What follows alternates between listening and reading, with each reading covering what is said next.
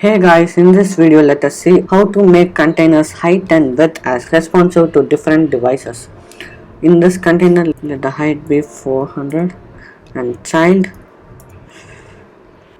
image dot network. Let me create a string here. String image URL is equals to. Okay, done. If I run this, okay, I get a image here. Let me add this container inside a column children. Okay, once more time, let me copy this and paste it here. Okay, we get two images here. Let me give a width of 500. No, let it be a full. Let it get the full page size. Okay, why there is a lot of space here? Let me give a background color to this. Colors dot blue dot shade 300.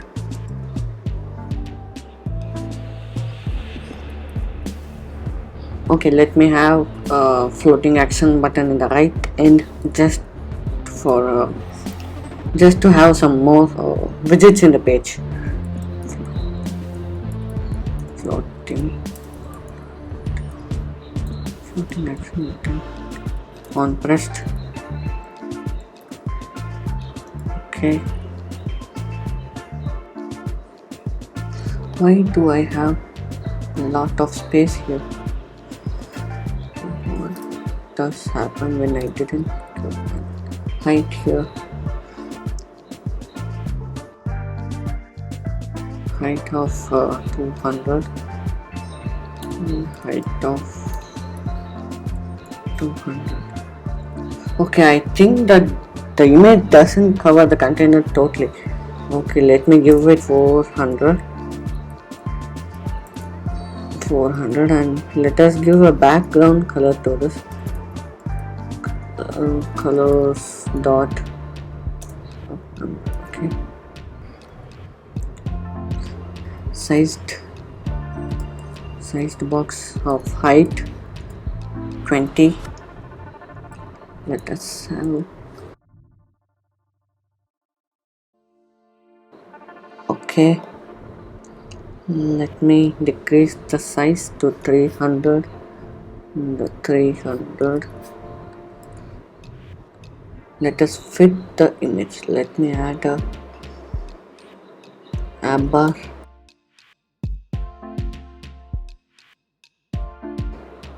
Let us make this image fit to the container. Fit image box fit dot cover. Is this works? Yeah, it's good. Same here. Fit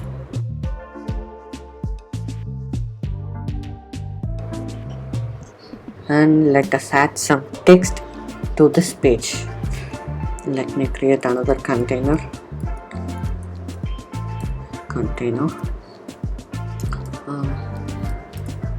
Child. Let me give a height to this, height of 20 and child text Paris.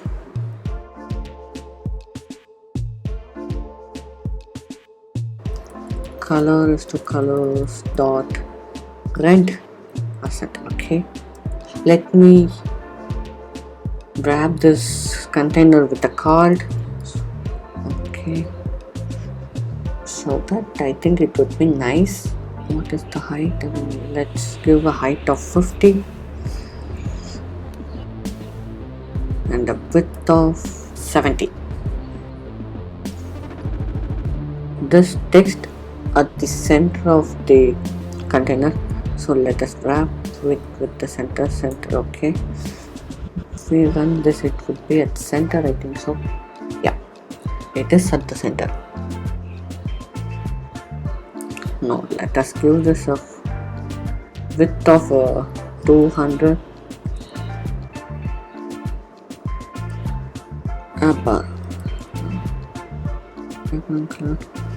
Colors dot transparent. Okay, what would you think if we run this in iPhone 8? Let us see what happens.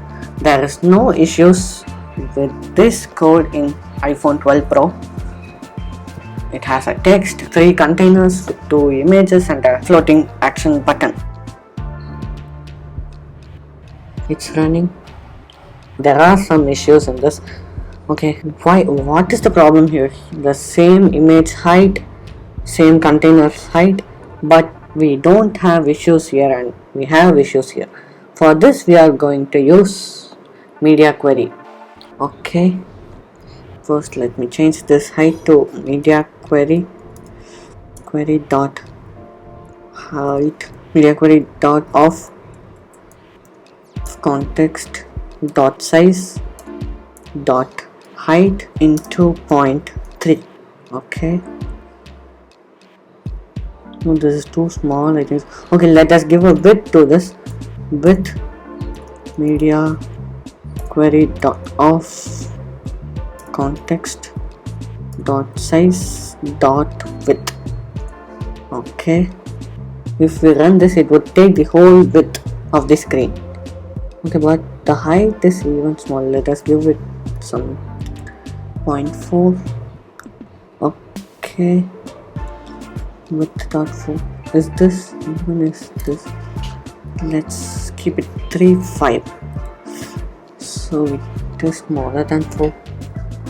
Okay, the same height and width to the second container here. Comments here. Let us restart the application. Okay, let us even change the container's height of Paris to MediaQuery dot of context dot size dot height into, let's give something like 0.3. Let me give it as 5.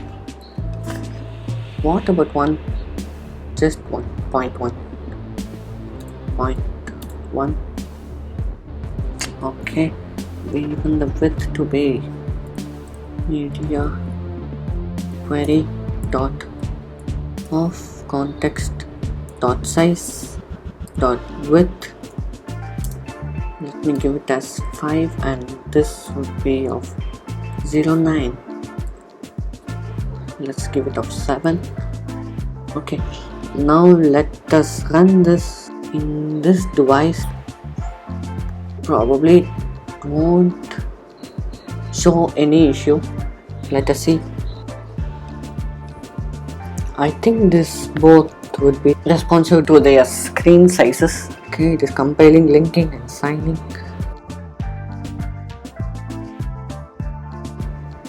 Okay, they both are similar. Okay, yeah, they both works good. See, the image here is larger and the image here is smaller respective to their screen sizes.